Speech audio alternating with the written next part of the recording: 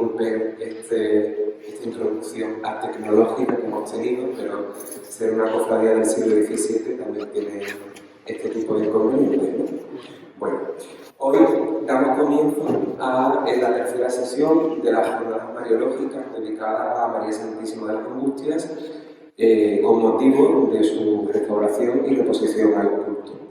Es para mí hoy todo un honor poder presentar a Libre, un muy conocido taller de joyería formado por Isabel Núñez Díaz y por Luis Prieto Sánchez, que nos acompaña hoy para exponer todo el estudio que han realizado, tanto a nivel material y artístico como iconológico e iconográfico, sobre la joya del joyamiento de la Virgen en el vestido.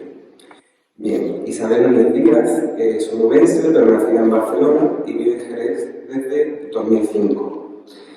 Es técnico especialista en anatomía patológica y técnico especialista en protección dental, aunque desarrolla su gran pasión como creadora y diseñadora de joyas desde hace 19 años. Se formó en Córdoba como sacador de fuego y modelista, con especialidad en engaste y grabado al brillo. Además, tiene varios cursos de especialización en piedras en color y diamantes. Luis Prieto Sánchez, que nos acompaña, es su marido y es natural de Jerez. Es arquitecto técnico y graduado en edificación por la Universidad de Sevilla, gemólogo por el Instituto Gemológico Español y Oribe por vocación.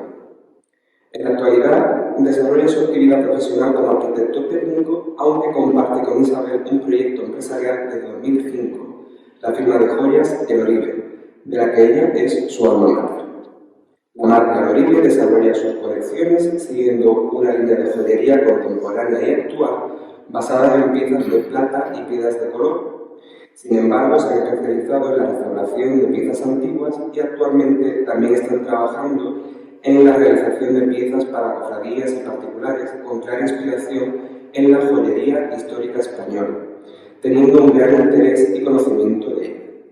Destacan piezas realizadas por ellos en todo el territorio nacional. Para Cádiz han realizado trabajos para Nuestra Señora del Carmen, para la Virgen de las Penas, con motivo de su reciente coronación canónica, y también para particulares. Se prestan a participar en todo tipo de actos o colaboraciones que tengan que ver con el estudio, la conservación y la divulgación de la historia de la joyería, siendo autores de varios artículos de investigación al respecto. En 2020, como fruto de sus investigaciones, vio a la luz su primer libro titulado Las joyas en el vestir de la Virgen, que tenemos aquí. Un libro que he tenido el gusto de leer y que os recomiendo a todos que lo tengáis en vuestra biblioteca, puesto que supone un título fundamental para entender que el aderezo de las imágenes sagradas tiene una profundidad y un sentido que todos los católicos y los cofrades deberíamos de conocer y tener en cuenta. En el mismo se trata del papel tan fundamental y desconocido que juegan las alhajas en la iconografía de la Virgen, haciéndose evidente que realmente puede ser un testimonio impagable para el estudio de la relación del hombre con lo sagrado. Precisamente de este tema es de lo que nos han venido a hablar hoy, a la vez que harán un repaso por la evolución de la joyería histórica española desde el siglo XVI hasta nuestros días. En fin, pues, sin continuar, no voy a continuar ya con la introducción porque ya todos lo conocemos y estamos deseando pues, escuchar todo lo que nos tienen que contar. Muchísimas gracias.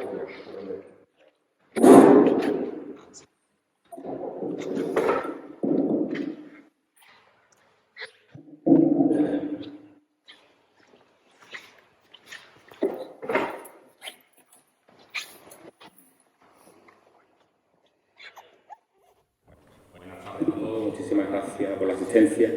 En primer lugar, tengo que disculpar la ausencia de Isabel. Ella tenemos, bueno, por un problema logístico familiar, tenemos dos niños pequeños y hoy no podíamos estar los dos aquí en Cádiz, pues se ha quedado en Jerez, pero bueno, estoy un poco solo ante el peligro. A ver, muchísimas gracias. En principio, lo primero sería agradecer. Gracias a la Hermandad del Eceomo por invitarnos a hablar de lo que más nos gusta en el mundo de joyería. Además es una excusa perfecta para venir acá, una ciudad que conocemos bien, que nos gusta, que nos encanta venir y que bueno, la hacemos casi nuestra, ¿no? Aunque somos jerezanos. Gracias, decía, a la hermandad en la persona de su hermano mayor, de Jaime, que hoy además es nuestro presentador, mi presentador, así que gracias por acceder a hacer la presentación y gracias por tus palabras amables. Gracias también a Jesús Sabona, que es quien nos llama para venir hoy aquí a dar la charla. Jesús, bueno, pues yo soy muy admirador de él, no nos hemos conocido realmente hasta hoy, pero bueno, admirador de su arte y bueno, podemos admirar lo que tenemos ahí detrás, fruto de su trabajo y de su equipo. Así que muchas gracias, Jesús.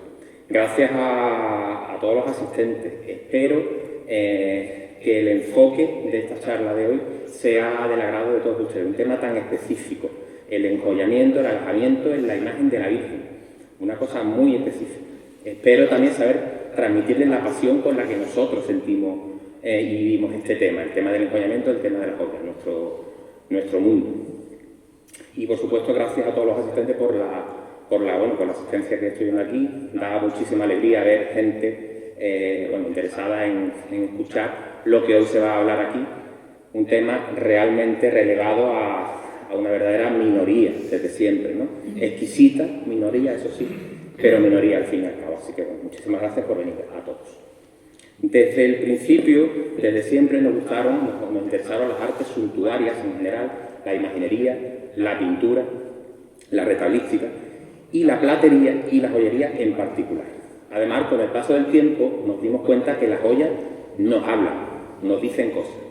Y eso nos interesaba. Y además nos hablan realmente si sabemos interpretar el lenguaje en el que ellas lo hacen y teniendo en cuenta un poco el entorno y el contexto histórico en el que las cosas se desarrollan. Vimos, según íbamos ahondando en el estudio y en el conocimiento de esta temática, que existían realmente pocos escritos, pocas publicaciones al respecto. Lo que encontrábamos era realmente, se reducían al ámbito universitario. Hablamos de proyectos final de carrera, tesis doctorales, estudios realmente engorrosos de leer en muchos casos, densos, con una estructura complicada, escritos por historiadores normalmente muy expertos en la materia, para ser leídos por otros historiadores también muy expertos, con lo que ese conocimiento se quedaba absolutamente fuera del público en general. Algo que no ocurría con las otras artes. Seguro que casi todos los que estamos aquí podemos hablar con cierta propiedad sobre imaginería y sobre imagineros, o sobre pintura y sobre pintores, pero muy poca gente creo yo que va a poder hablar hoy aquí, nombrar un solo oribe, un solo platero, porque realmente no se recogen, no hay documentación apenas al respecto. Hasta los años 60, 70 del pasado siglo no se empezarían a escribir, a publicar los primeros estudios serios sobre joyería hispánica. Joyería hispánica que es la que nos incumbe a nosotros por nuestra zona y la que más nos interesa. Hasta entonces la joyería estaba relegada a un segundo plano. Era un poco la hermana pequeña de la platería, de la orfebrería. No se la consideraba un arte en sí, sino más bien una artesanía, un arte menor. Cuando Manuel Pimentel nos contacta para escribir este libro, que después se llamaría Las joyas en el vestir de la Virgen, tenemos muy claro que nuestra publicación debía ser todo lo contrario a lo que habíamos encontrado hasta entonces. Es decir, nuestro libro tenía que ser un libro de una lectura fácil, amable, que se entendiese, un libro muy ilustrativo, con muchísimas fotos, un libro muy explicativo, que no hiciese falta entender ni saber nada de la materia para entender desde la primera hasta la última palabra. Pero a la vez tenía que ser un libro riguroso, con una estructura muy definida, que costó bastante trabajo encajar, en la que se aportaran muchísimos datos, todos los datos que fuimos posibles aportar. Nuestro libro tiene muchísimas notas bibliográficas, muchísimas aclaraciones, muchísimos pies de fotos, notas al pie de página, muchísimas descripciones, denominaciones, aclaraciones, como digo.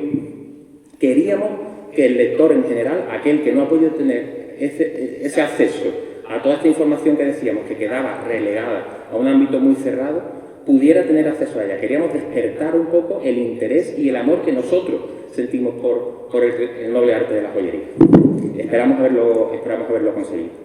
Decir que si alguien está interesado, hemos traído unos cuantos libros por si al final de la charla quisieran adquirir alguno de ellos, estarían disponibles. Así que bueno, dicho esto, ya solo queda nada más que empezar con la charla en sí. Yo les pido que me acompañen, que se vengan conmigo esta tarde y vamos a ver un poco qué es lo que nos van a contar las joyas, qué es lo que nos van a decir. Comenzamos. Yo creo que todo el mundo sabemos qué son las joyas. Realmente son pequeñas piezas, normalmente hechas con metales nobles. ¿Ustedes ven bien? Si se echa un poquitito más atrás, mejor. Muchísimas gracias. Pequeñas piezas hechas con metales nobles y a veces también con piedras preciosas que sirven exclusivamente para el acicalamiento personal, para el adorno personal. Si ahondamos en las raíces etimológicas de la palabra, siempre encontraremos significados alusivos a la alegría, al gozo, al gusto, al ornato, a la belleza, al lujo. Lo que sí es verdad es que son pequeños objetos, muchas veces custodiados de padres a hijos, custodiados en la familia, que pasan a darle, se les suele dar un significado, se les suelen asociar sentimientos, incluso a veces se le asocian poderes sobrenaturales, actuando como amuletos. Y lo que desde luego está claro es que desde el principio de los tiempos han reflejado y reflejan, ahora no tanto, el carácter, el estatus social de su portador. Es decir, a ninguno de ustedes se le escapa cuál de estas dos mujeres romanas estaba mejor posicionada socialmente. Pues claramente la de la izquierda, porque ella se hace retratar con todas sus joyas, que decían cuál era su posición social, una posición social destacada. Las joyas son conocidas desde la antigüedad, ya en las inscripciones, ya existen dibujos en los enterramientos egipcios, donde aparecen los oribes, los orfebres trabajando, incluso, bueno, pesando los metales, hay una balanza, y presentando las piezas terminadas, este pectoral sobre una bandeja, bueno, porque es muy parecido a este de aquí. Las primeras representaciones de la Virgen, las más antiguas al menos que se consideran ahora mismo, están en las catacumbas de Priscila en Roma, están datadas en el siglo III. Aquí la Virgen aparecerá representada como señora principal, es decir, con rico ropaje y con joyas, no aún con los atributos de reina, que sería un poco más adelante cuando empezará a representarse. En Santa María del Trastevere, también en Roma, en los mosaicos de las paredes, aparece la imagen de la Virgen representada tal como se representaba a la emperatriz Teodora, la emperatriz bizantina del momento, la mujer más poderosa del imperio romano en aquel momento. Fíjense. Todavía esto no es una corona, sino que es un tocado rico, enjollado y lleno de perlas, de piedras, de esta manera. Así se va a representar en este momento tanto a la emperatriz como a la Virgen María. Sin embargo, si miramos en ejemplos un poco al azar, ejemplos antiguos de representaciones de la Virgen, ya encontramos que desde antiguo las joyas pues se van a usar para sobreponerle a la Virgen. En este caso, estas tres estrellas que aparecen en cada uno de los hombros y en la cabeza, en la frente de la Virgen, realmente aún no van a ser joyas como tal. Son ahora mismo representaciones del dogma de la virginidad perpetua de la Virgen. La Virgen es virgen antes, durante y después del parto. Y eso es lo que significan esos tres símbolos, en forma de estrella, en forma de cruz. Aunque en este tipo de representaciones aparecen representados, ya digo, como joyas. Ese tipo de representaciones de la virginidad perpetua, bueno, pues han sido interpretados hasta la actualidad, de diferentes maneras. Incluso habría que estudiar, si tiene algún tipo de reminiscencia a aquellas estrellas con esta, bueno, por las que se suelen colocar en la Virgen del Carmen, la Virgen del Rosario normalmente, aquí de Estela Maris y Estela Matutina. Eso habría que comprobar. Seguimos mirando ejemplos de la antigüedad. Conocerán ustedes la Virgen de Czestochowa. Esto está en Polonia, cerca de Varsovia.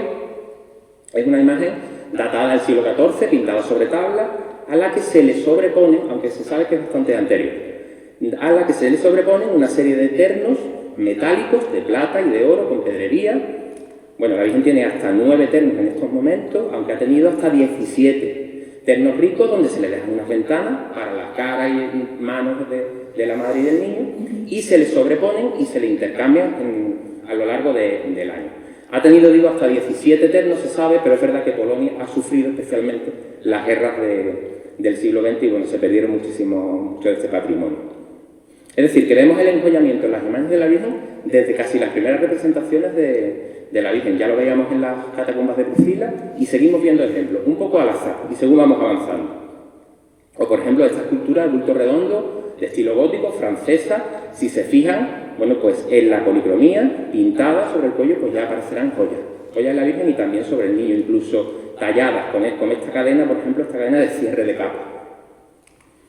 Ejemplos mucho más cercanos. Encontramos en Santa María la Sede, por ejemplo, la titular de la Catedral de Sevilla, que se nos presenta en este momento revestida de lámina de plata. Antes no estaba así, pero en un momento de la historia se le reviste. O la Virgen de la Vega, que es la patrona de Salamanca, que también está en la catedral. Y esta sí es lámina de cobre dorada con pedrería. Es decir, que estamos viendo ejemplos antiguos donde ya aparece siempre el enjollamiento en las imágenes de la Virgen. Parece ser que la Virgen de los Reyes es el primer simulacro, o por lo menos el que está datado más antiguo, de imagen expresamente ejecutada para ser revestida.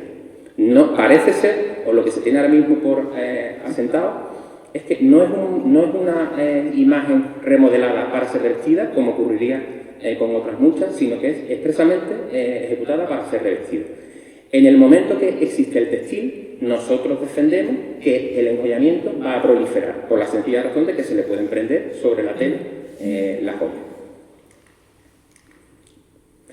Pero claro, la imagen de la Virgen de los Reyes está datada en el siglo XIII. Parece que es un caso aislado, por lo menos actualmente no se conoce otro.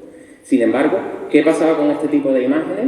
Pues de bulto redondo o no, bueno, de talla completa, quiero decir, a las que realmente se sabe que se les revestirían. ¿De qué manera se revestirían estas imágenes? Pues de una manera muy sencilla, echándole por lo alto un manto textil, quizá de una manera bastante más natural que actualmente se reviste a la Virgen de África, patrona de Ceuta, echándole por lo alto naturalmente un manto. En el momento que hay textil, puede proliferar el enjollamiento.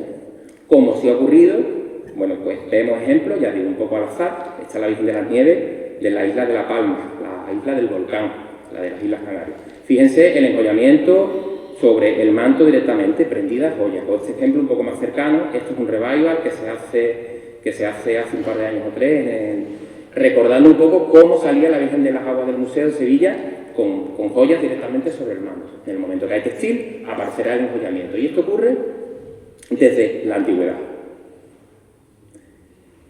La Virgen del Pilar de Zaragoza, datada del siglo XIII, se sabe en su archivo, en su joyero, existe una anotación que ya recibiría collares y garlandas para ser colocados sobre el manto de la Virgen del Pilar. ¿Qué es una garlanda? La garlanda es estas coronitas, estas diademas que llevaban las doncellas en la corte, unas diademas formadas por estas piezas individuales que se llaman garlanda. La garlanda se puede llamar o solo a la pieza o a la corona completa, a la diadema completa. Unas piezas articuladas, enbisagradas, que encajaban muy bien en la cabeza de la doncella. Se sabe que la Virgen del Pilar recibiría en el siglo XIII garlandas y collares para ser colocados sobre su manto. ¿Cuál es el manto de la Virgen del Pilar? La Virgen del Pilar es una imagen de talla completa, de bulto redondo, posada sobre el pilar de su advocación, datada del siglo XIII. El manto del Pilar, el manto de la Virgen del Pilar actualmente es este tronco de cono que se reviste de tela, normalmente bordada, y a los que se le ponen joyas, actualmente. Pero, ¿cuál es el manto de la Virgen del Pilar desde el principio de la imagen? Bueno, pues se sabe, ahora veremos ejemplos después, que a la Virgen se le sobrepondría un manto textil a la Virgen del Pilar, de la misma manera que se hace a la Virgen de la Fuensanta, la patrona de Córdoba, es decir, desde los hombros, y caería en forma de cono hacia abajo. Es curioso que el manto de la Virgen del Pilar, con el paso del tiempo, ha ido bajando. Aquí, en este grabado antiguo, si se fijan, el manto ya aparece a partir de medio cuerpo hacia abajo, terminando finalmente pues desde los pies hacia abajo. Lo cierto es que aquí, este es el manto de la Virgen del Pilar. Si se fijan en este manto, pues ahí aparecen ya joyas y collares prendidos. Es decir, que desde el siglo XIII al menos, a la Virgen del Pilar ya se le ofrecerán joyas y se le colocaban. Estamos hablando de un enjollamiento que hemos perdido los primeros ejemplos en el siglo III y según va avanzando la historia, 10 siglos después, sigue apareciendo joyas sobre la imagen de la Virgen, ¿no? ¿Cuándo aparecerá el concepto? el Concilio de Trento, durante el Concilio de Trento es cuando realmente se le da un auge a la piedad visual. A partir de este momento, estamos hablando de 20 y tantos años de concilio, 1545, a partir de este momento se van a permitir dar devoción a imágenes que hasta ahora no estaba permitido, y también a las reliquias, con lo que aparecerá, bueno, pues el culto a las reliquias, y aparecerán los relicarios de sobremesa de altar, pero también los relicarios portables, los relicarios, bueno, portátiles, los medallones relicarios. Se dice en el documento que a partir de ahora se podrá dar culto a las imágenes y que se podrán revestir como persona viva. ¿Qué significa eso? Pues con postizo, es decir, con telas y con pelo. Está muy asentado que a partir del siglo XVI aquellas imágenes vendría la moda de revestir a las imágenes y de fabricar, digamos, a las imágenes de Dolorosa, de la Virgen, exclusivamente para ser revestidas. Es decir, se tallaban la cabeza, el busto y las manos únicamente, tal y como se hace hoy día con todas las Dolorosas, y se le hacía un cuerpo de palos, un candelero, que nunca iba a ser visto, siempre iba a estar revestido de textiles. Está muy asentado, decía, que bueno, la camarera de Isabel de Valois, la esposa de Felipe II, en cuanto ella enviuda, regalaría sus ropas de viuda. Esta señora no es la camarera, no es Isabel de Valois, perdón, no es la condesa viuda de Ureña, que es la camarera de Isabel de Valois, sino que es Mariana de Austria, la reina española, cuando enviuda y entra en el convento. Ella no está vestida de monja, está vestida de viuda castellana, pero las ropas son iguales. Las mismas ropas que regalaría la condesa viuda de Ureña para revestir a esta imagen que Isabel de Valois, la reina, tercera esposa de Felipe II, encargaría a Gaspar del Cerro. Una imagen exclusivamente ejecutada para ser revestida, es decir, cabeza y manos, y todo lo demás un cuerpo de candelero, un cuerpo de madera. Y se le pondría la ropa de viuda. Parece ser que a partir de este momento comenzaría, digamos, la moda, entre comillas, de fabricar las imágenes de la Virgen, ejecutar las imágenes de la Virgen, para ser revestidas en el momento con textil. En el momento que hay textil, repito, aparecerá el enrollamiento. Esta teoría está un poco en controversia en este momento porque se han encontrado en un museo de Estados Unidos, creo que son las pastas o lo que va dentro de las pastas del libro de reglas de la Hermandad de la Soledad de San Lorenzo de Sevilla, donde aparece la Virgen revestida con telas, vestida de viuda, vestida con toca y con manto, con toca blanca y manto. Y el libro está fechado en fecha anterior a la condesa viuda de Ureña, con lo que posiblemente ya desde antes se empezarían a revestir a las imágenes de la Virgen. Pero ahora mismo está asentado que serían a partir del 16. Claro, entre el 16 y el 17, España no es la España que hoy conocemos. España es un imperio donde no se ponía el sol. España es el momento más álgido de esplendor de nuestro país. España no es la España de hoy, sino Portugal, Países Bajos, Bélgica, Flandes, Nápoles, toda la América española, toda en Oriente Filipina, parte de China incluso. Están gobernando los Habsburgo con Felipe II a la cabeza. Este es el momento donde se considera que empieza la moda de ejecutar imágenes para ser revestidas. Pero ¿qué pasaba con imágenes anteriores de talla? Pues que tenían unción, o que tenían devoción, o que tenían mérito artístico, que no se querían destruir. En muchos casos se modificaron de manera tan burda incluso como esa que están ahí, pues despojándola de todos los salientes que molestaran para ser revestidas. El brazo que quedaba fuera se le cortaba, si había que cortar al niño se cortaba. Bueno, se recrecían las imágenes, se le ponían estos candeleros, a veces ya digo de esta manera tan tosca. Y un ejemplo cercano, pues es la Virgen de Regla de Chipiona.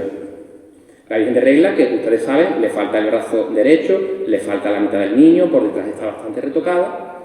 Y a la Virgen, si hacemos una analogía por el óvalo de la cara en cuanto a tamaño, pues a la Virgen se le recrecerá todo esto con un candelero, pues más o menos similar a este que yo he pintado ahí esquemáticamente, para vestirla de reina tal y como sale en la actualidad. En el momento que hay textil, aparecerá el enrollamiento. Es mucho más fácil enrollar. Pero claro, ¿cómo se revestirían a estas imágenes de la Virgen? Porque en el momento que hacemos imágenes exclusivamente para ser revestidas, ¿Qué ropa le ponemos a la Virgen? Bueno, pues la misma que llevará en este momento la reina de España, que es la persona más influyente y más poderosa, la mujer más poderosa del mundo en este caso, porque es la reina del Imperio Español. Esta es Isabel de Borbón, esposa de Felipe III, vestida a la moda de los Austria, que se llama, la boda Habsburgo, es decir, basquiña acampanada, jubón estrecho terminado en V y unas mangas y sobremangas o brazales terminado en pico. O sea, como se viste actualmente a la Virgen del Rocío, o a la Virgen de Consolación de Utrera, o a la Virgen de Gracia de Carmona, o a la Virgen de Setefilla de Lora del Río. Así. Y si se fijan, esta es la Virgen del Rosario de Granada, que está exactamente igual vestida que la reina en este momento, a la moda de los Habsburgo, a la moda de los Austria. Con el caso particular de la Virgen del Rosario, que su terno es revestido de chapa de plata con pedrería. Una auténtica maravilla, pero si se fijan, es exactamente igual. ¿Cuándo aparecerá el concepto de realeza de María? Bueno, pues muchísimo antes, en el Concilio de Éfeso, en el 431.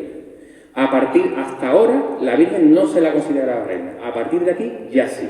Y se va a hacer por analogía con los reyes israelitas, con las dinastías del rey Salomón y su familia. Es decir, en Israel el rey era el rey y la reina no era su esposa, sino que era su madre.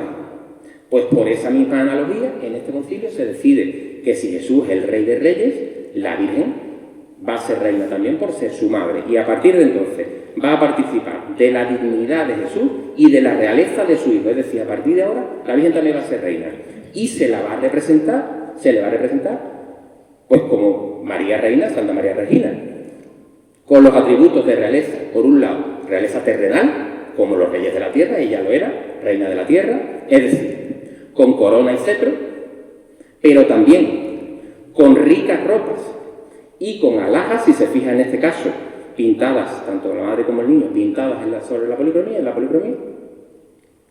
para conseguir ¿qué? Lo que conseguían los reyes de la tierra, distinción sobre el resto de los hombres. En aquel momento, los gobernantes, el pueblo no sabía quién les gobernaba, ellos no lo conocían físicamente, no lo sabían, hoy los conocemos, pero antes no. Los reyes usaban estos recursos, ricos ropajes, joyas y atributos de realeza, para distinguirse sobre el resto del pueblo, que la gente los viera y supiera que se trataba de sus gobernantes, de los reyes. Pero hemos dicho de realeza terrenal, pero la Virgen también se la considera reina del cielo, realeza celestial, pues se le van a complementar con los atributos de reina del cielo, aquellos que se describen en la visión apocalíptica de San Juan, aquel famoso pasaje de y se apareció una mujer vestida de sol, con la luna bajo sus pies y coronada de 12 estrellas. A partir de este momento, pues aparecerán los destellos, las ráfagas, le aparecerá la ráfaga a la corona con las estrellas, aparecerá el calzado de luna, la media luna a los pies y los hombres. Rostrillos también se consideran destellos. Y a partir del barroco, pues se haría un uso exacerbado de todo este tipo de recursos que en complementación con las joyas, pues conforman la iconografía de la Virgen tal como hoy la conocemos y como nos ha llegado a nuestros días. Yo les decía al principio que la Virgen nos habla, nos dicen, las joyas nos hablan, nos dicen cosas. Vamos a ver, rostrillo de esmeraldas y de oro de la Virgen de Gracia de Carmona. Un rostrillo diferente, singular, no es un rostrillo normal. Unas piezas que están cosidas alrededor de un rostrillo que está en el óvalo de la cara, una cosa extraña. Isabel Clara Eugenia, una de las dos hijas de Felipe II. Ella y su hermana Isabel Clara Eugenia, su hermana Catalina Micaela. Las dos niñas preferidas de su padre, sobre todo ella. Ella está vestida en una posición muy regia, a la moda de los Habsburgo, con las mejores sedas, los mejores oros y las mejores joyas y piedras que venían tanto de Oriente como Occidente, que llegaban a la corte española. Las dos niñas elegían a lo que querían quedarse y el resto se comerciaba con eso. Digamos que ellas dos, ella y su hermana, pues eran un poco las influencias de aquel momento, porque como ellas vestían en la corte española, se vestían en el resto de las cortes europeas. España era en aquel momento el culmen de en el momento más álgido de nuestro imperio. Ella, pues aparece con una serie de joyas repartidas por todo el cuerpo, que se llaman joyas de atuendo, son unas piezas redondeadas que se llaman pasos o piezas, y otras piezas alargadas que se llaman pasillos o entrepiezas. De la consecución de paso, pasillo, como por ejemplo aquí en el bubón, el pasillo sería las perlas, el paso sería la redondeada, son piezas sueltas, cosidas a la indumentaria, están cosidas. Esta gargantilla de ahí está cosida al cuello de lechuguina. Hay que tener en cuenta que estos vestidos, al igual que pasa hoy con las imágenes de la Virgen, son piezas sueltas, eran piezas sueltas. La saya salía por un lado, las mangas por otro lado.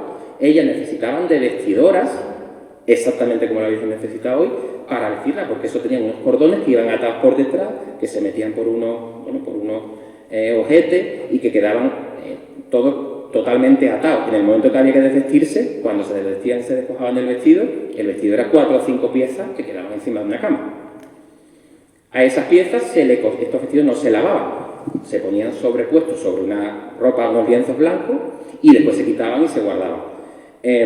A esas piezas de joyería se cosían sobre estos vestidos. Esta es su madre, Isabel de Valois, con una gargantilla hecha de pasos y pasillos. Nosotros, sin haber estudiado esta pieza del rostrillo de Gracia de Carmona, entendemos que puede ser una donación, esto sí se sabe, que es de este señor, Francisco Rivera, en 1680, de procedencia indiana posiblemente, porque él estuvo destacado en la América Española, y que sea un juego de pasos y pasillos, de esta manera que estos son los pasos, estas piezas redondeadas, los pasillos pueden ser las que hacen el corbatín del rostrillo, y esto de aquí, pues sean medios pasillos cortados por la mitad, conformando el óvalo de la cara. Las joyas nos hablan.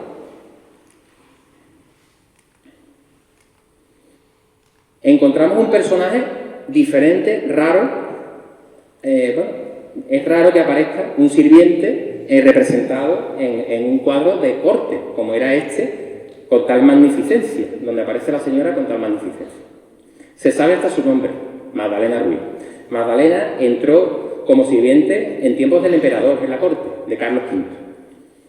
Parece ser que pudo ser el ama de cría de Felipe II, del padre de Isabel Clara Eugenia.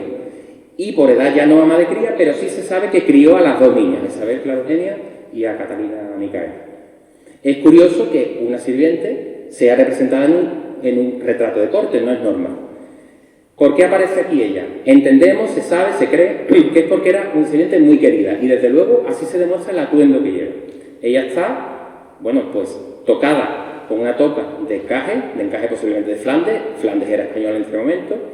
Aparece vestida con ropa de viuda castellana, una ropa rica, austera en cuanto a colores, pero ropa buena, es decir, los lienzos finos eran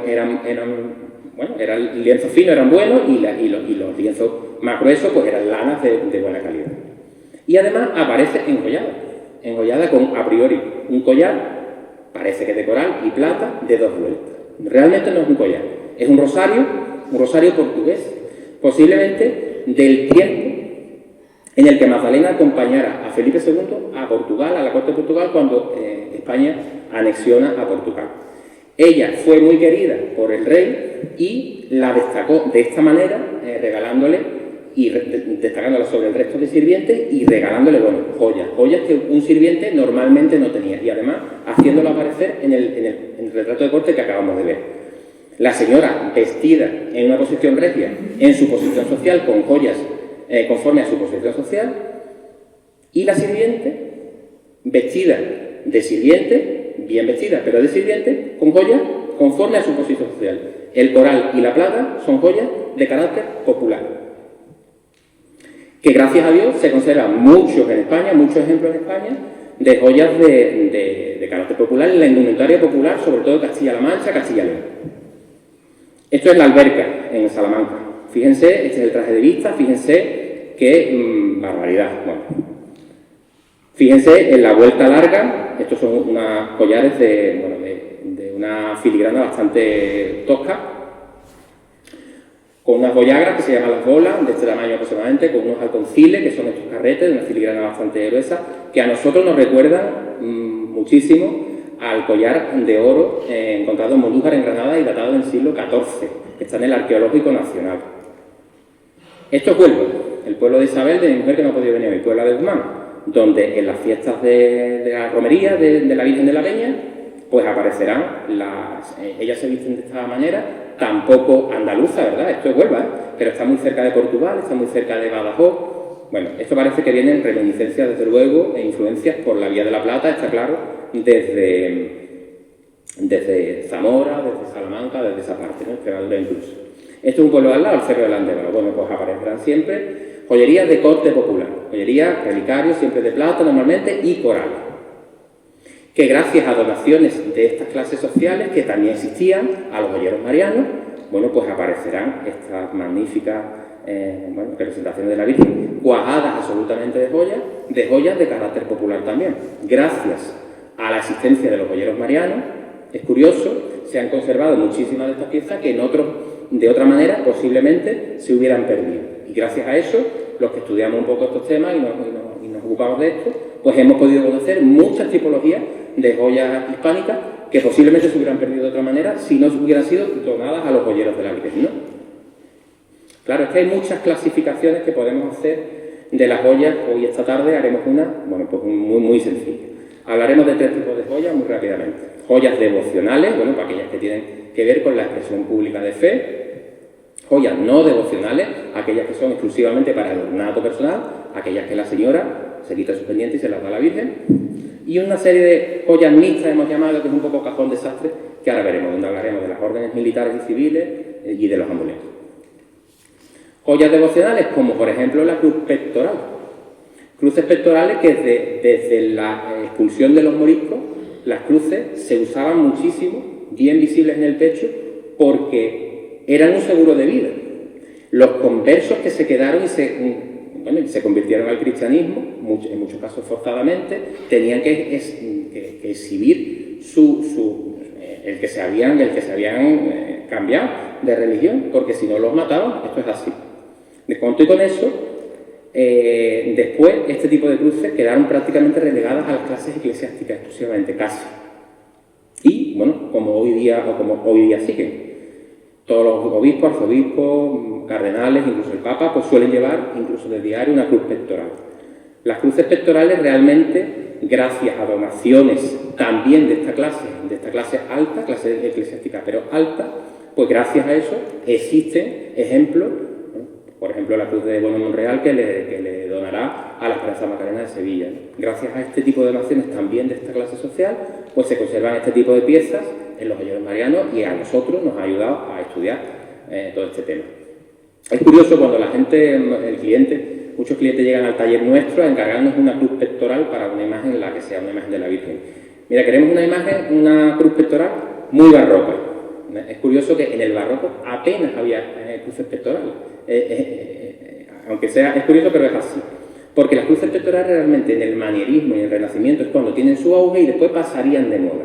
Son en el manierismo, esta época justo anterior al barroco, cuando aparecerán y se harán este tipo de espectaculares cruces pectorales de las que quedan muy pocos ejemplos. ¿Por qué? Porque muchas de ellas que venían, pues se ejecutaban con una pedrería espectacular proveniente de Oriente y Occidente, el Imperio Español ocupaba prácticamente todo el mundo, pues muchas se reutilizaron esa pedrería y ese metal para enriquecer joyas de otro tipo ya existentes, para enriquecerlas, o incluso se deshacían y la pedrería y los metales se usaban para hacer joyas nuevas. Es verdad que se pierden este tipo de piezas, existen muy pocas, pero se ganará otro tipo de piezas que se enriquecen o se hacen nuevas. Es decir, que dedo me corto, que no me duela, al fin y al cabo, bueno, también es enriquecer, ¿no? Otra fuente, decía yo que los joyeros marianos son una fuente de información importante, donde hemos podido estudiar la joyería española. Otra fuente de información, y es curioso, son los hundimientos de los navíos españoles. Había una ruta comercial que empezaba en Sevilla, pasando por San Lucas de Barrameda, con parada obligatoria en Canarias, hasta Nueva España, el actual México, y en una segunda fase hasta Filipinas y China, la nave de Calcuta. Esa ruta estaba plagada absolutamente de piratas, independientemente de, que también con los tempestades y tal hicieron parte de su trabajo, y los piratas sabían que los barcos españoles venían cargados de riqueza, venían cargados de oro, de lingotes de plata, lingotes de oro, de piezas ejecutadas ya en América y que traían hacia España, hacia la península. Y es curioso, este es el hundimiento el navío Nuestra Señora de Atocha, que en 1622 encalla en Miami. En los años 80 del siglo pasado se recupera este tesoro, está en su mayor parte en un museo norteamericano, pero se recuperan este tipo de piezas que venían para España, piezas ya ejecutadas en América. Digamos, esto es un poco las joyas de ida y vuelta, ¿no?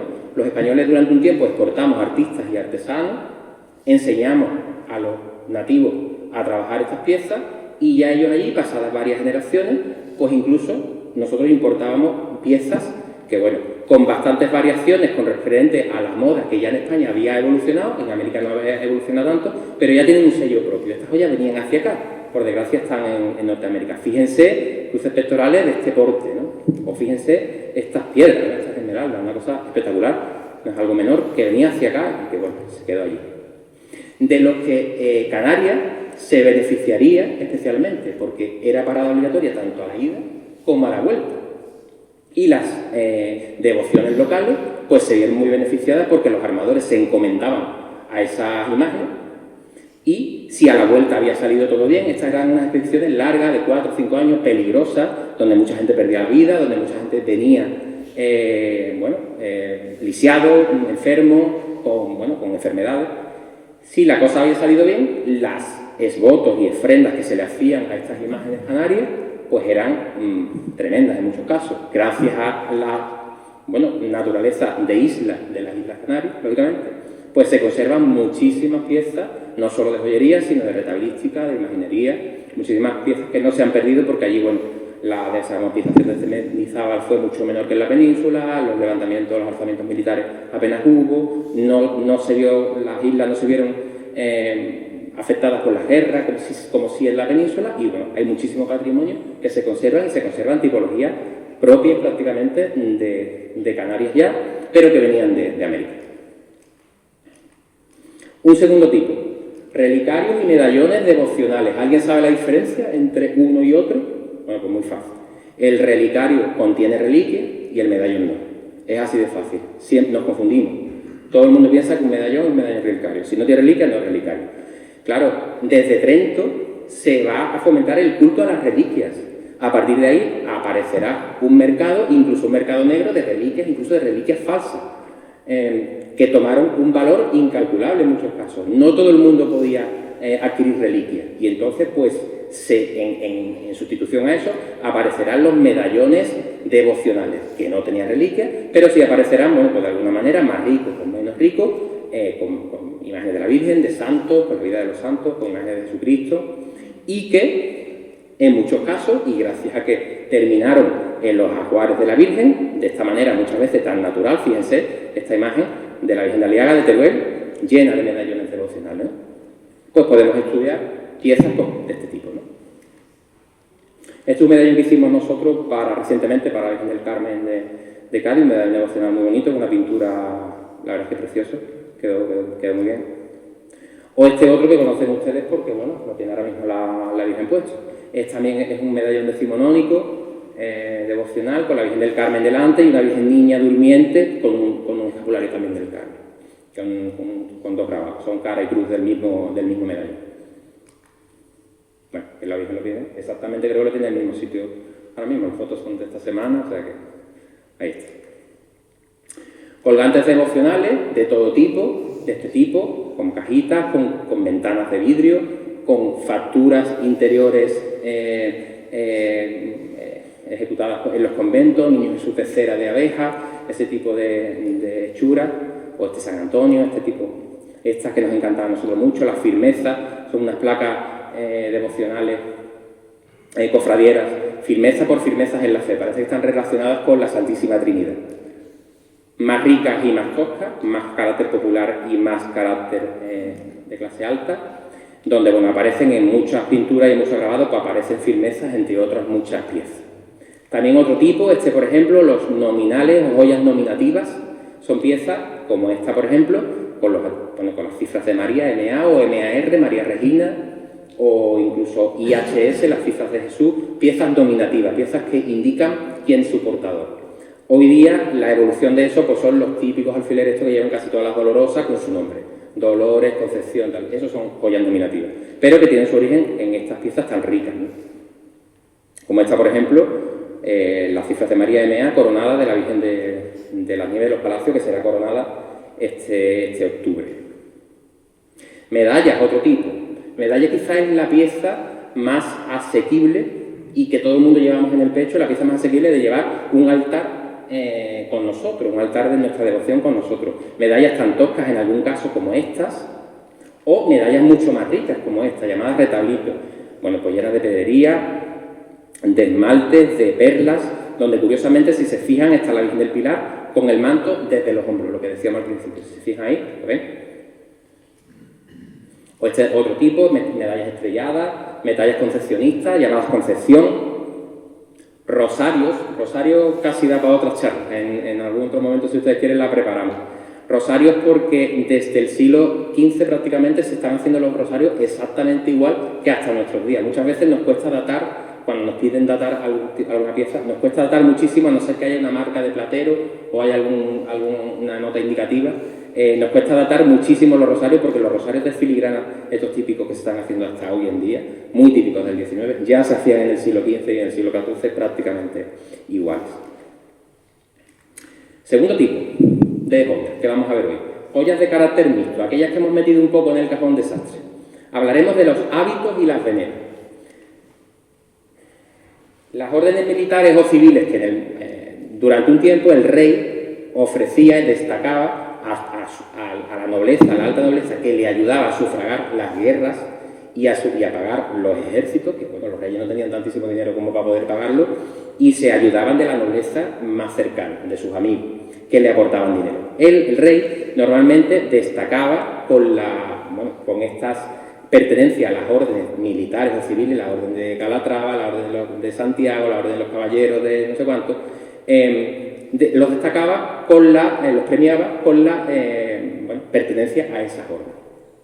Y cada orden pues tenía su símbolo que muchas veces se hacían joyas y que eran prácticamente de las únicas joyas que los varones podían portar.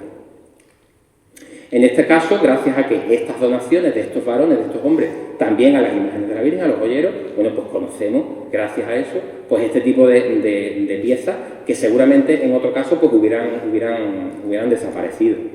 Son los antecedentes realmente de las condecoraciones que hoy día se le hacen a la Virgen. Aquí tenemos el toisón de oro, de la Orden del Toisón de Oro, cuyo gran maestre actualmente es el rey de España, que es Felipe, donde aparece aquí Fernando VII, posiblemente el peor rey que ha dado la historia de España, donde aparece como el hábito del toisón, que es ese vestido rojo, y donde aparece él con el collar.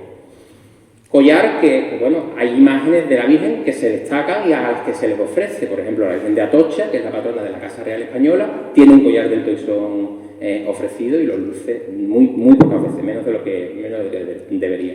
Y son los antecedentes de las condecoraciones y las distinciones militares o civiles que se le hacen hoy en día a las imágenes. Encontramos fajines militares o bastones tanto militares o civiles de alcalde o de alcaldesa en este caso, alcaldesa perpetua, no sé cuánto, este tipo de distinciones que se le hacen a las imágenes hoy. No vale, si mi dolorosa no tiene un fajín militar, irme al anticuario y comprárselo y ponérselo. Sí vale, puede valer, pero que no tiene sentido ninguno, porque realmente el fajín militar lo dona.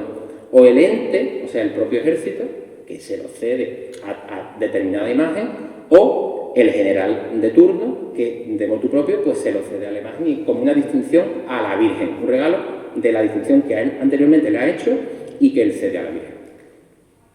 En Cádiz, bueno, pues la Virgen de Rosario, la patrona es alcaldesa perpetua de 2017. Tiene la medalla de oro de Cádiz, que bueno, costó trabajillo que se le diera, pero finalmente se le dio. O este otro tipo, a lo mejor hemos metido ahí un poco, ya decía, este grupo es un poco cajón desastre. Este tipo de distinciones, esto es un escudo que le hace el convento de los dominicos de Cádiz, pues a la Virgen de las Penas con motivo de su coronación este verano. Este tipo de joyas no es una distinción como el fajín militar que acabamos de ver, sino que, bueno, son regalos de procedencia, digamos, moderna, que se le suele hacer a la Virgen, ya sea por la procedencia propia del que regala, como en este caso, por, esta es una pieza que hicimos nosotros para la Virgen de las Penas, también este verano, esta palma para la mano, bueno, por el sitio donde está ubicada, bueno, en este caso la Virgen de la Iglesia de la Palma, pertenece a la cofradía, o bueno, con la Virgen de los Dolores, de los Servitas de aquí de Cádiz, con este corazón doloroso, espectacularísimo, que hoy no trataremos, ni trataremos este tipo de joyas, porque son joyas, bueno, pues de carácter pasionario, que hoy no entran en esta charla, que si quieres otro día podemos tratar. Pero fíjense, ¿no?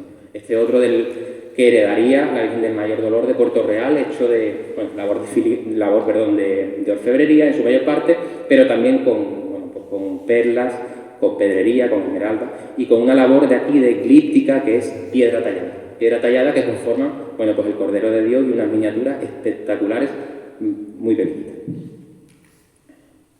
O este tipo de joyas ya modernas, que bueno, también tiene la Virgen de las Angustias, bueno, pues un poco relativas a Rosa Virginal, Flor de las Flores, un poco en alusión a la naturaleza de la Virgen, pero que realmente no son distintivos que se le hagan, ni mucho menos, a la imagen, son restos.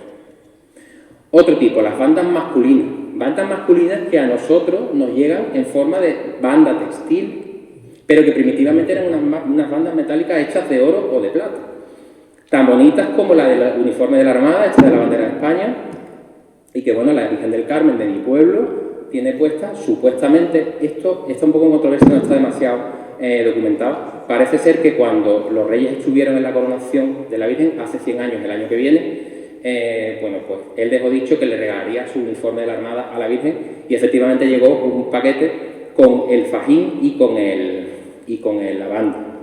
Desde entonces la Virgen del Carmen de Jerez la luce al pecho. La Virgen la banda del uniforme de la Armada, de la bandera de España, en este caso, ya que la Virgen del Carmen como ente es patrona de la Armada española, cualquier imagen de la Virgen del Carmen podría lucirla al pecho. En este caso no es como el fajín que nos podemos ir al anticuario. En este caso sí nos podemos ir a un anticuario y ponérselo porque la Virgen del Carmen lo tiene concedido como Virgen del Carmen en sí. Otra cosa es que la Virgen del Carmen de San Fernando además lo tiene concedido en el BOE, que no es el caso de la Virgen del Carmen de Jerez, ¿vale? Pero cualquier imagen puede llevarlo. Cualquier imagen del Carmen. Pero que primitivamente estas bandas cruzadas al pecho que llegan a nosotros de forma textil eran primitivamente cadenas de oro o de plata, normalmente de hechura, también de piedra dura, también con esmalte, también con pedrería, normalmente de hechura filipina, de hechura china. Este tipo de cadenas proceden, bueno, la Virgen de Gracia de Carmona tiene una, los 365 días del año, puesta en el delantal, ellos le llaman delantal a vasalla.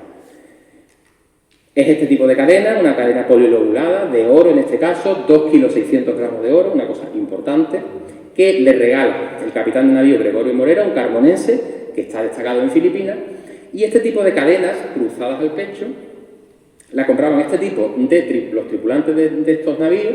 Tengan ustedes en cuenta que los marineros vivían en el barco, dormían en el barco y comían allí, no les hacía falta gastar ningún tipo de dinero en eso. Estas expediciones estaban muy bien pagadas. Ellos ganaban dinero porque eran muy peligrosas realmente. Podían perder la vida, podían venir lisiados, podían venir tuertos, mancos, enfermos. Entonces ellos compraban estas cadenas como inversión.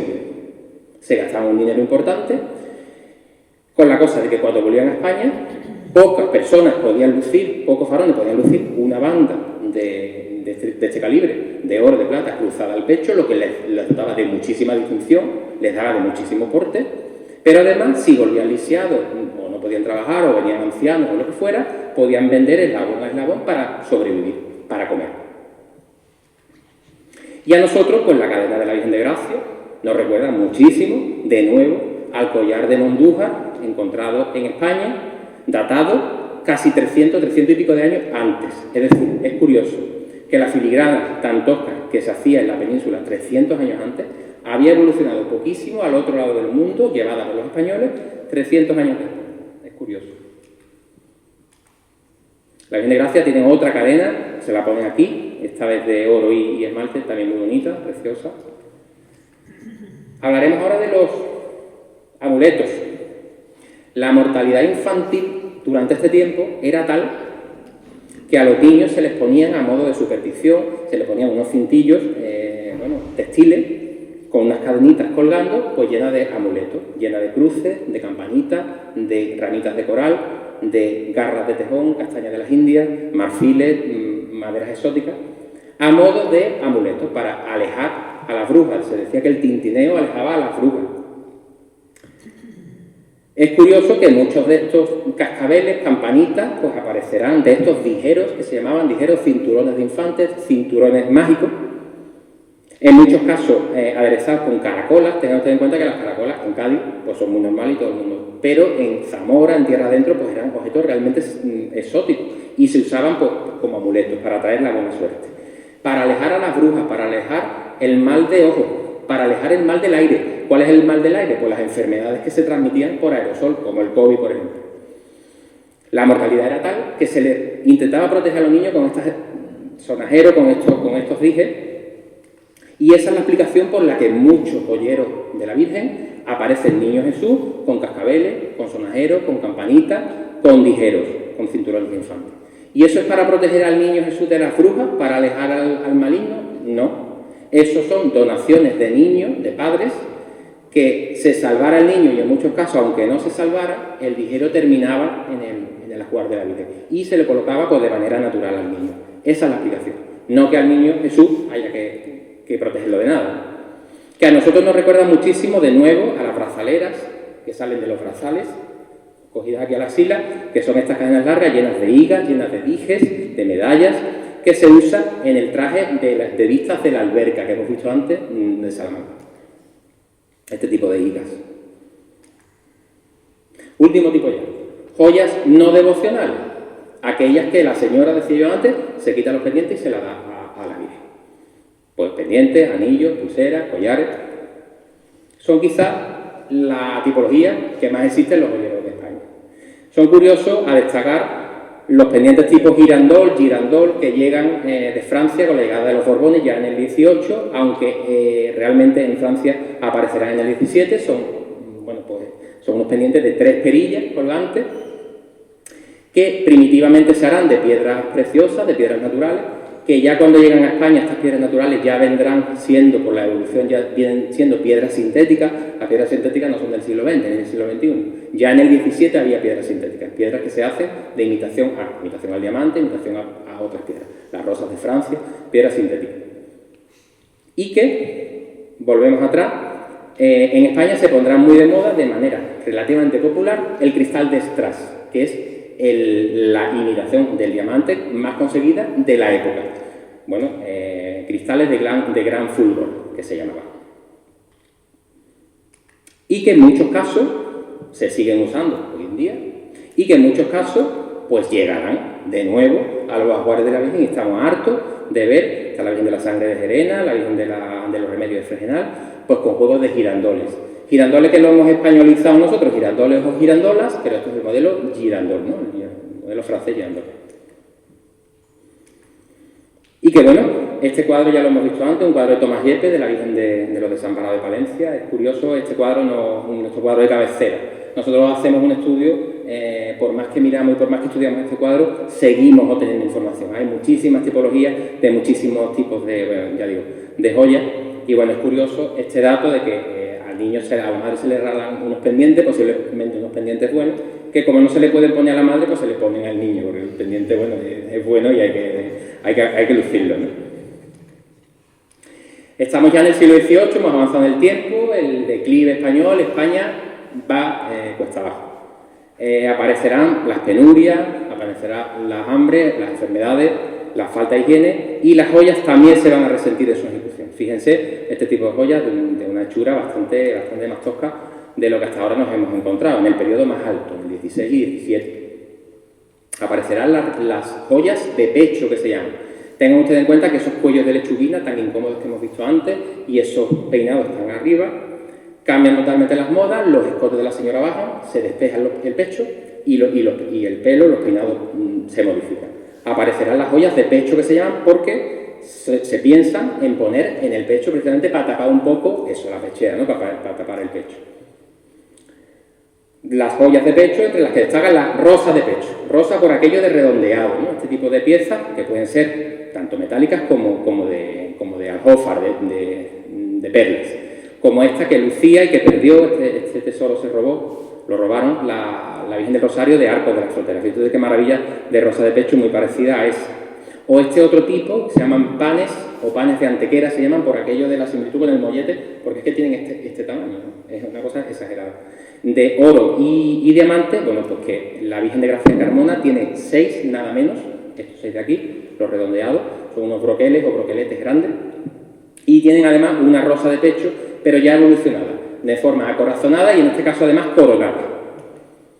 Rosas de pecho, que en esta señora, esta pintura perteneciente a la casa de Emilia Sidonia, San Lucas de Barrameda, no recuerdo el nombre de la señora ahora mismo, bueno, pues este tipo de pieza, usada en el pecho, que es para donde se piensa, fíjate que los peinados han cambiado, los escotes han cambiado, bueno, pues la Virgen de la Asunción de Estepa, pues tiene un broquel, un pan de Antequera, puesto exactamente en el sitio para el que fue concebido. Que la Virgen de la Caridad tiene uno que posiblemente sea este, puesto que esta señora pertenece a la casa ducal de Medina Sidonia. Ella, al ser tan pequeñita, pues el pan de Antequera se le ve pues enorme, una especie de disco precioso y además muy bonito. Que la Virgen de los Milagros del Puerto tiene otro, que además es curioso, este de aquí, a ella se le pone en el manto, se le pone detrás, y además con una estructura de alambre que está regular hecha, eso sí es verdad, se sobrepone un lazo hecho con una cadena de oro de estas que hemos visto cruzadas al pecho. Este lazo de aquí es una de esas cadenas de oro que solo usaban los hombres, es decir, que es una donación de un varón a la Virgen, y se le pone debajo el broquel este.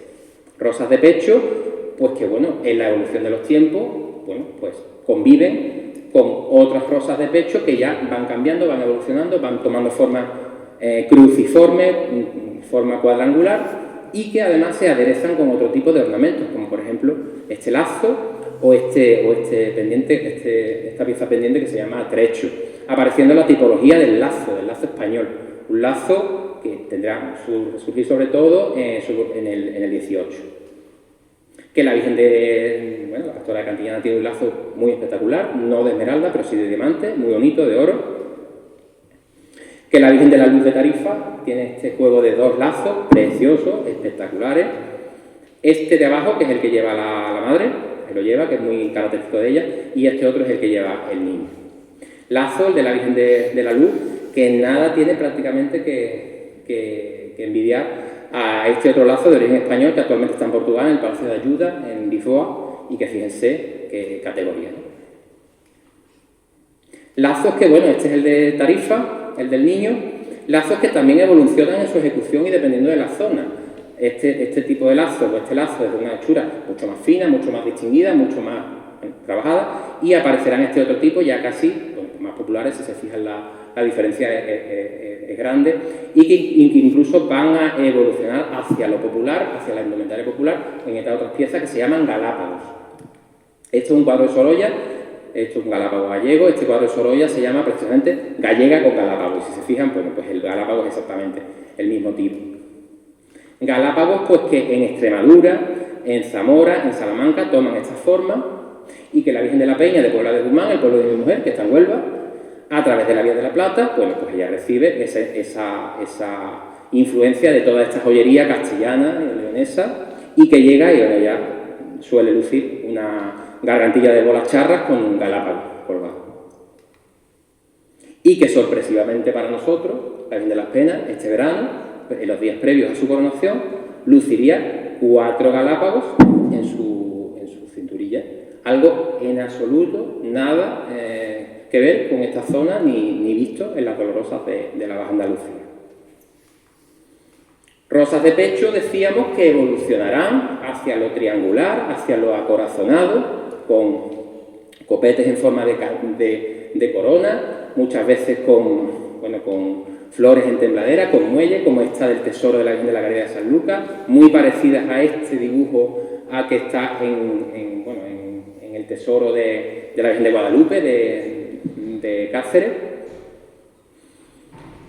O este tipo también, flores en tembladera, estos ramos que se llaman piochas, que son piezas primitivamente un adorno de pelo, cuando sí existían todavía los bollos de lechuguina y los recogidos de los pelos eran altos, se ponía, la señora según andaba pues se le movía y era una pieza muy atractiva. Este tipo de piezas sí es verdad que se conservan muchas por la sencilla razón de que gustaban muchísimo.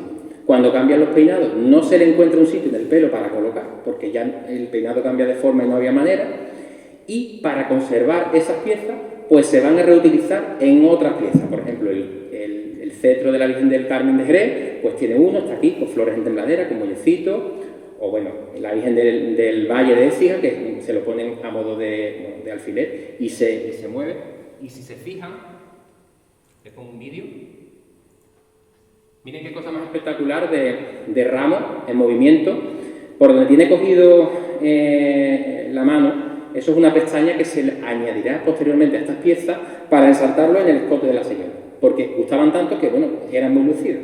Y la verdad es que a todo el mundo, yo creo que ahora mismo se nos ha venido a la cabeza pues las mariquillas de la Macarena. Claro, un recurso usado en el siglo XX que ya existía en el XVII y que durante 3 siglos pues se va a seguir usando y se sigue usando hoy día en el XXI. Rosas de pecho acorazonadas y coronadas como esta que sí hemos tenido el privilegio de estudiar, del Tesoro de la Virgen de Gracia de Carmona. Fíjense, ya mucho más picuda, con la corona, una pieza súper espectacular, además se conserva perfectamente, sin ninguna pérdida, y que bueno, a la Virgen de Gracia se le coloca en los días grandes, siempre rodeada de sus otras 6 rosas, de sus otros 6 panes, y siempre en una situación destacada. Rosas acorazonadas y coronadas, que ya empiezan a tomar forma de estos petos italianos y españoles también, pues de forma picuda, que vendrían a salvar, bueno, que ya se van a llamar petos o brocamantones. Brocamantón es una palabra española, es una palabra de cierre, que en muchos casos había varios petos que, bueno, se ponían de más a menos para salvar el triángulo que todavía sí existía en los vestidos de las señoras. Es verdad que las modas habían cambiado, pero ese triángulo seguía existiendo, como el triángulo del jubón que decíamos al principio. Este tipo de petos, que los había de forma más alargada, más longitudinal o de forma más transversal, en este caso se llaman petos de media luna o de alamar, como este, por ejemplo, del Tesoro de la Virgen del Pilar, que está en el Museo Victoria y Alberto de Londres. Este peto se subasta junto con el Tesoro completo de la Virgen del Pilar, por desgracia, para recrecer las torres de la Basílica. Pero, gracias a Dios, pasó a manos de unos anticuarios, los anticuarios lo venden al museo y está en exposición, y por lo menos esta colección magnífica de joya española está a la vista de todo el mundo, cosa que nos podemos alegrar. Como, por ejemplo, este peto de forma de alamar o media luna, horizontal, de la Virgen de Consolación de Utrera, con esta esmeralda tan espectacular, que es de este mismo tipo, ¿no? Petos que se pondrían en el 19, muy de moda de nuevo, en forma de corsás o de van de corsás, petos de vientre o bajo vientre, se ponían ahí. Esta es una fotografía bastante asfixiante, si se fijan, de la reina María Cristina, fíjense la cintura. Ella se casa, ella es la segunda esposa de Alfonso XII. La primera es María de las Mercedes, que muere repentinamente de una enfermedad, recién casada prácticamente. Su marido, Alfonso XII, le regala todas estas guardas de joyas como regalo de boda, entre los que va este peto. Una pieza muy espectacular, que ella usaría muchísimo. También iba este collar de diamantes tan enorme, fíjense qué maravilla, que aquí lo lleva cosido a este lado. Ella se hizo con otro después, que lo lleva cosido a este lado, fíjense el tamaño, ¿eh? Ella usaría muchísimo este peto, aquí lleva los 2 collares puestos como garantilla, y que por azares del destino, este peto pasa a propiedad en un momento dado, en el siglo XX, de la baronesa Thyssen, ya sin la flequería, sin los flecos. Fíjense la magnitud de la pieza, una cosa espectacular. De todas maneras, estábamos en el 18 todavía, casi terminando ya, un periodo convulso de grandes pérdidas. El eclecticismo que trajeron los Borbones, la mezcla de estilos, fue un periodo de muchísimas pérdidas de patrimonio, donde los joyeros se vieron muy resentidos y fue un gran revés para el conocimiento y el estudio de la joyería en España. En este momento reina Isabel II, con fama de mala reina. Ella realmente no fue educada, era reina desde los 3 años, fue muy manejada por los gobiernos que fueron sucediéndose en España. Ella no fue educada en el absolutismo de sus padres, pero no para ser una reina moderna que los tiempos ya le requerían, y ella se dedicó a vivir su vida, a gastarse su fortuna y la de los españoles y nada más. Lo que sí es verdad es que era una persona muy singular. Fíjense en la forma de vestir de ella y de enjollarse. Fíjense en los atuendos, fíjense en los estampados de las telas, una cosa como muy avanzada para su tiempo. Fíjense en la diadema, fíjense en los pendientes puestos en el pecho, fíjense en esa cinturilla metálica, posiblemente de oro, una cosa muy espectacular. Ella era muy dicharachera, muy empática, hacía con muchísimo, todo el mundo hacía con ella regalaba muchísimo, hizo muchísimas donaciones, muchísimas, a las imágenes de la Virgen y a sus amigos también y a sus sirvientes también. Ella regala a la Virgen de los Reyes este vestido de los castillos y leones, que bueno, por las dimensiones de su Alteza, dio para manto y para saya. Lo regaló para hacerle un manto, pero también dio para la saya. Ella, cuando ella tuvo muchísimos embarazos, parece ser que tenía un problema en la que los niños o se morían en el parto, o nacían muertos, o morían al poco tiempo de nacer. Se dice que además tuvo muchas relaciones con varones diferentes a su marido y bueno, tuvo muchísimos embarazos. Cuando le sobrevive la primera de sus hijas, la infanta Isabel, la chata, que ella moriría de mayor, cuando le sobrevive al parto, ella va a dar las gracias a la Virgen de Atocha, que es la patrona de la Casa Real. Dado el cura Merino, un cura anarquista republicano, pues intentará atentar contra su vida, clavándole un puñal, pero dado el corsé que llevaba con tantísimas ballenas para disimular su gordura y la cantidad de joyas que llevaba, pues el puñal no clava. Y entonces se salva. Y para dar las gracias, pues ella regalaría todas las joyas que llevaba puestas para que le hicieran a la Virgen este aderezo, o sea, que imagina, la de cosas que llevaba muy puestas un día de diario, ¿no? Entonces se le hace este aderezo de diamantes, oro y topacios imperiales, ¿no? Topacios del Brasil. Rostrillo, corona del niño y corona de la madre. Una corona, la de la madre, que quitándole la ráfaga, ella usaría para su uso personal y para sus fiestas y para sus retratos y para todo. Los dominicos alucinaban, claro. Entrado el siglo XX, la vida cambiaría absolutamente. La vida del mundo rural pasaría al mundo de las ciudades. Bueno, ciudades, entendamos las ciudades de aquel momento. Primero la revolución industrial, la máquina de vapor, la luz eléctrica, la llegada del agua corriente a las ciudades. La vida surgiría una revolución enorme. La vida cambió absolutamente. Y la joyería también cambiaría. Aparecería una nueva clase social, la burguesía, que rivalizaría con la nobleza más austera y más de abolengo. Y aparecerán este tipo de piezas, ya mucho más modernas, hechas por matricería, hechas de forma industrial, por estampación, con un diseño muy bonito que hoy en día sigue gustando muchísimo y que hay muchos ejemplos en los joyeros marianos de España, con bajo peso y que, bueno, rivalizaría, ya digo, bueno, los fabricantes de este tipo de joyería, pues rivalizaban este tipo de piezas, estamos hablando, pues con los joyeros tradicionales que todavía querían seguir haciendo el tipo de joyería que aún se venía haciendo en las casas reales europeas en aquel momento. Casas como Cartier o Boucheron, que ya existían, pues hacían este tipo de piezas. Esta es el broche de la Casa de Orleans, el broche grande que luce la Virgen del Rocío todos los lunes de Pentecostés y en las grandes ocasiones. Es un broche que sin meternos en muchos jardines nos aventuramos a pensar que puede ser de la Casa Cartier, porque Cartier en aquel momento todavía tenía muy buenas relaciones con la casa no reinante francesa y con sus descendientes, los Orleans y los Montpensier. Y se sabe que este broche lo regalan los Montpensier y se hace una composición de diferentes joyas anteriores que ya la familia había regalado y se le hace alguna aportación más, conformándose ese broche finalmente, un broche muy espectacular. Claro, decíamos que al principio de la charla, ¿cómo se vestiría a la Virgen a esas imágenes ejecutadas para ser revestidas con tela? Bueno, pues al igual que la reina. Hasta este momento, hasta el siglo XX casi, la reina seguiría siendo referente para la forma de vestir a las imágenes de la Virgen. La evolución de las modas en la moda de las indumentarias de las reinas también se traspasaría a las de la Virgen. En este momento, con la llegada de la Segunda República, el exilio de los reyes ya se tienen que ir de España y dado el hecho de que la reina Victoria Eugenia, en este caso, vestía con las mejores ropas venidas de París, pero de calle, pues se pierden absolutamente los referentes para vestir a las imágenes de la Virgen. Y es cuando aparecerán y surgirán la figura de los vestidores, del vestidor sevillano con nombre y apellido. A partir de este momento ya sí se van a conocer nombres y apellidos de vestidores, Rodrigo Ojeda y similares, bueno, porque cada uno ya le daría un estilo propio que incluso hoy se ha estudiado eso y se sabe.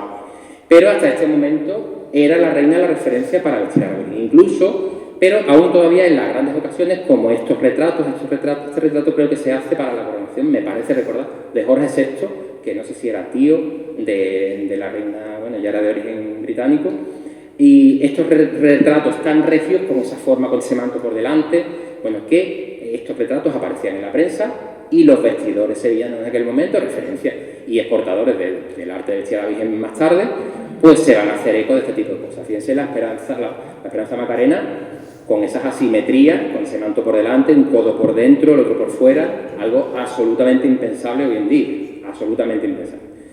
O este manto regalado por Isabel II, precisamente a la Virgen de la Luz de Tarifa. Fíjense ustedes lo que se fija, ¿no?, en este tipo de retratos tan regios, ¿no?, para representar a la imagen de la Virgen. Claro, es que desde finales del 19 hasta los años 50, 60 del 20, los españoles estábamos hartos de penar. Llevábamos muchísimos años de penuria, la pérdida de las colonias, los alzamientos militares, la Primera República, la Segunda República, las hambrunas, la Guerra Civil. En los 50-60 el español quería, en la medida de sus posibilidades económicas me refiero, lo que quería era divertirse, no quería. Y se hace, y esto casi se va a proyectar en las imágenes de la Virgen y en el enjollamiento. Es lo que nosotros vamos a llamar enjollamiento sin complejos o sobreenjollamiento, es decir, la joya sobre la joya. Fíjense, la Soledad de San Lorenzo de Sevilla. Yo creo que no puede haber una hermandad más austera, más rancia, más de negro, y sin embargo, fíjate cómo salía en los 60 la Virgen, con la diadema de oro, sobreenjollada absolutamente, con todo tipo de joyas, con todo el pecho, pero hasta los pies, una cosa exagerada. O esta Virgen del Desconsuelo de mi pueblo, de Jerez, que fíjense, ¿no?, que a mí me recuerda un poco eso, a la emperatriz bizantina Teodora, ¿no?, a la del principio de la charla. O bueno, este caso de la Esperanza de la Hiedra, también de Jerez, bueno, esta foto deliciosa, ¿no?, de los años 60, con todo su joyerío puesto, de una manera quizá un poco caótica, desordenada, y aquí muchísimo más ordenada, quizá más elegante, pero exactamente con todas las mismas joyas, exactamente, que salió en 2019, ¿no? Es decir, el joyamiento y el sobreenjollamiento. ¿Conocen a esta dama, supongo? Cayetana de Alba, duquesa de Alba, con el día de su puesta de largo, con 21 años, con la diadema denominada en la casa la rusa, por aquello de la similitud con los coconis, con el tocado ruso tradicional, con las esmeraldas de su madre. Con la diadema se casaron sus dos nueras y ella era una pieza que prestaba normalmente a las imágenes de la Virgen. Este tipo de piezas están montadas en una estructura rígida, pero que si la desmontan, pues quedan flexibles y se pueden usar como gargantilla. Aquí, si se fijan ahí, aparece la diadema puesta al revés, desmontada en su estructura y puesta en la cinturilla. Pero es que también están las esmeraldas de la madre de doña Cayetana, ahí la ven, ¿ves? El colgante y las esmeraldas. Entre otras, muchísimas joyas, hasta el suelo, ya les digo, hasta los pies. Era el momento de los préstamos de las joyas. Ahí está de nuevo la diadema, la rusa, sobrepuesta sobre otras de sus grandes devociones, quizá la devoción más grande de ella, la Virgen de las Angustias de los Gitanos. Fíjense qué cosa casi ortopédica, hoy día eso es impensable, pero sin embargo salía a la calle así. Aquí está con Juanita Reina, donde aparece aquí, no se ve, está cortada la imagen, la diadema de nuevo, ahí de nuevo la diadema con otras diademas encima, y donde del estudio de esta fotografía, que nosotros nos enveramos mucho en estudiarla, encontramos esta valiosa gargantilla en ambas imágenes, la misma pieza, que no es más que esta gargantilla de la Casa de Alba, que no es más que la diadema de Eugenia de Montijo, montada en su estructura, con la que madre e hija se casarían. Fíjense qué pieza, ¿no? Esta es la pieza, montada y desmontada. Y que la Esperanza Macarena, pues hay que quererla ver, pero está ahí, no sé si ven las perlas, pues también llevaría sobrepuesta sobre la corona de Rodríguez Ojeda, la corona de oro de la joyería Reyes, bueno, sobrepuesta la diadema de Eugenia de Montijo de diamantes y perlas, o sea, el sobreenjollamiento más absoluto, ¿no? Bueno, pues ya terminando, ejemplo de la Virgen de las Joyas. Esto es en Colonia, Alemania. Los españoles no somos tan exagerados ni los andaluces como nos creemos, por ahí los hay también bastante exagerados. Esto es Alemania, ¿eh? O este Carmine, este Virgen del Carmen de Italia, de Avigliano, donde el día de su santo, el día de su día, bueno, pues las monjas le ponen todo el joyero que tiene, todo el oro, ¿no? Fíjense qué cosa. Así que bueno, conclusiones ya sí que hemos terminado hoy. Les pregunto yo, después de 1 hora y cuarto, hablando, y la boca seca, que no hemos puesto agua. Les pregunto yo a ustedes, ¿joyas a la Virgen? Espero que la respuesta pues sea que sí, ¿no? Efectivamente creemos que sí, y lo argumentamos. En primer lugar, sí, porque es la madre de Dios, y quizá, y bueno, y por tanto nuestra madre. ¿Alguien de ustedes no regalaría unas joyas a su madre? Porque son complementos necesarios para su imagen, lo hemos visto, son parte de su iconografía. Y porque nos ayudan a dirigir la mirada hacia ella, son un vehículo. Porque además son fruto de donaciones, ojo, como el testimonio tangible de la devoción, es decir, la aparición, la existencia de joyas en un joyero nos dice que la Virgen ha tenido devoción, y eso es importante. Porque además no son un alarde de lujo como sí lo son en las personas, sino que van a ser parte de van a representar su realeza y van a ser parte de su iconografía, lo hemos dicho. Porque ayudan a presentándola como mujer perfecta y modelo de creyentes. Porque no nos dejan olvidar la victoria de la Virgen al ser la elegida por Dios para enaltecerla como Santa María Reina. Y porque además esto es un legado de simbología de su glorificación que nosotros los humanos, no podemos destruir. Así que nada, muchísimas gracias por su atención.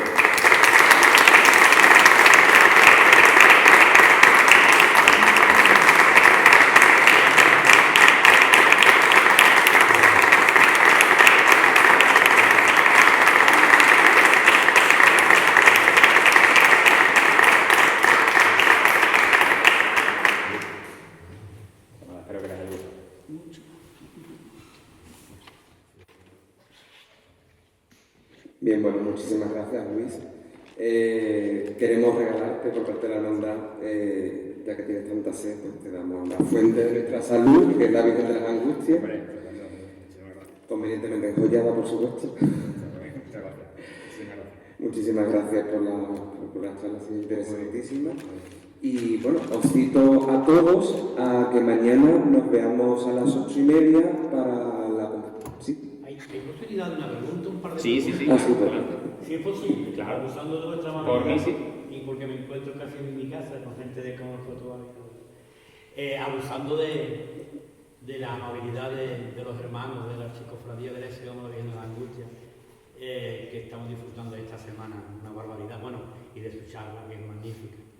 Pero todo aquel que me conozca un poco, pues yo tengo una pregunta, o dos preguntas más. Ha citado la Mariquilla de la Macarena. Y yo me gustaría preguntarle si es cierto lo que tengo entendido de que Joselito el Gallo las trajo y luego ya se montó, porque usted ha hablado del movimiento que lleva la Mariquilla, que ahora se le atribuye a una conocida periodista sevillana de que parece que respira, cuando eso todo lo hemos pensado, ¿no? Lo hemos visto. Nos ha dado la sensación de eso, de que la Virgen está respirando con ese movimiento. ¿No? Bueno, pero ahora se ha hecho popular porque alguien lo dijo por la radio. A mí me gustaría saber si tiene usted conocimiento de que esas mariquillas se montaron en esos muelles posteriormente por Juan Manuel Rodríguez Ojeda, y no sé qué bueno, aprovechando también su caudal de conocimiento que nos ha dejado a todos embobados, al menos a mí personalmente, ¿qué nos podría decir de la mariquilla de la Macarena? Las mariquillas que se sepa, se sabe que vienen de Francia, traídas por Joselito el Gallo. Parece ser que en principio trae una solo, que él lo regala a la imagen y parece que gustan en la hermandad y vuelve a por otras más. Él manda a hacer 4 más y se hacen las 5. Primitivamente las primeras fotos que aparecen, que se conocen, aparecen sin muelle, por la forma en que están. Las fotos son malas, son lejanas, pero se ve que no están tan alejadas como lo están hoy en día. Lo que no se tiene constancia es ni dónde se le ponen los muelles, se entiende que en Sevilla, ni quién lo manda a poner. Todo el mundo culpa, bueno, de alguna manera, a Rodríguez Ojeda porque es realmente quien mueve todo, pero realmente Rodríguez Ojeda estuvo un tiempo realmente corto que pudo él manejar en la hermandad. A partir de... hay un periodo que pone una especie de comisión donde a Rodríguez Ojeda se le aparta por una serie de cuestiones que no vienen al caso, y a partir de ahí pues aparecerán otras personas que, bueno, se saben los nombres y de algunas otras no, y cualquiera de ellas pudo ser. En torno, la amarilla ven en el año, me parece que 29, y no estoy seguro, y esto puede ser en los 10 o 20 años posteriores, pero no hay ningún tipo de documentación de que las mariquillas se manden a modificar. No existe, al menos no se han encontrado el documento.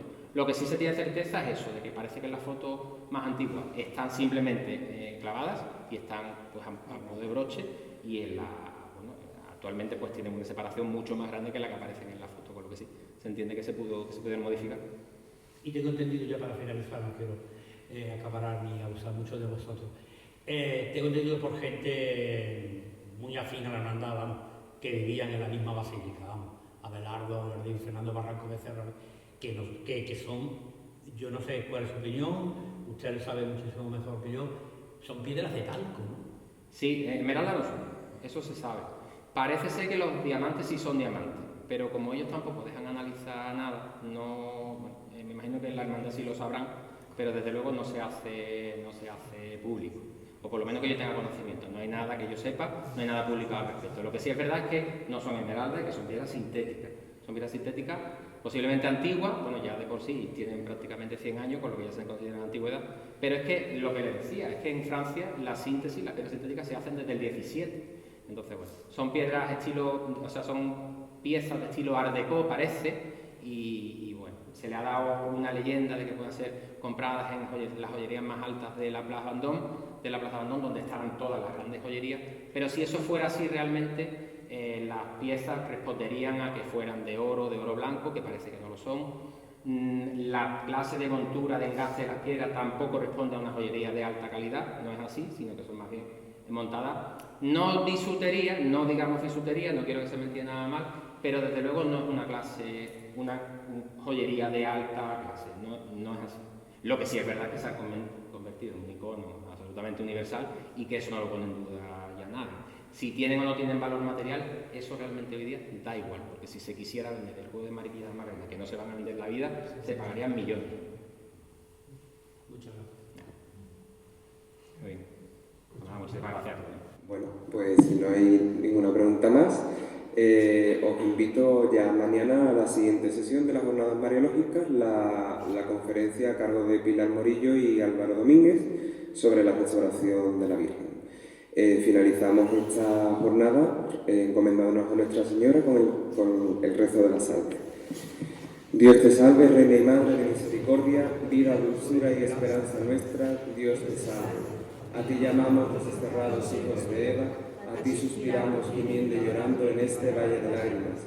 Ea pues, Señora, abogada nuestra, vuelve a nosotros esos tus ojos misericordiosos, y después de este destierro muéstranos a Jesús, fruto bendito de tu vientre. Oh clementísima, oh piadosa, oh dulce siempre Virgen María, ruega por nosotros, Santa Madre de Dios, para que seamos dignos de alcanzar las promesas de nuestro Señor Jesucristo. Amén.